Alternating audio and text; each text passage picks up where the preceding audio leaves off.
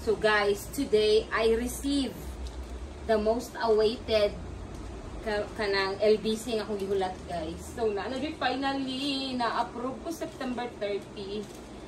3 days nag-file ko, 3 days, 25, then 26 nakadawat ko nadawat na nila akong kuan application. Pagka Monday guys, na-approve na ko.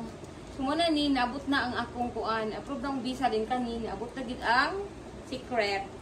Wait, tawlat guys ha. This came from the VFS. This is my life. Karon na rin abot guys, October 10. Okay, excited naman ako ng gunting.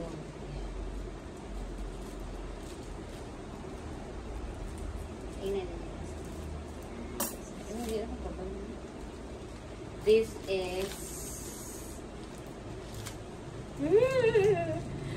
oh my god. If undelivered, please return to VFX Global, 6th floor, Makati Circuit, Corporate Number 2, 80 Street, Barangay Carmona, Theater Drive Circuit, Makati City. Ayan guys. Tao guys, VFX Global. Then, do not tap here to open. So, nanang pangan guys. Jade. Do not tap here man ko no. Oh, nani. Duro berahon na no. Ah, dara. Dara guys. Dara guys. Dara guys. Abri na guys. Oh my god, ako kang silupin. Gamay ra kay sud. Dara guys. Yeah. Yay!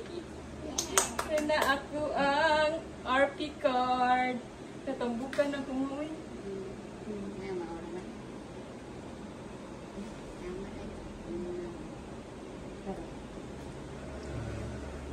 Ang sud ko sa doon dito. Di ka naklaro ang dali.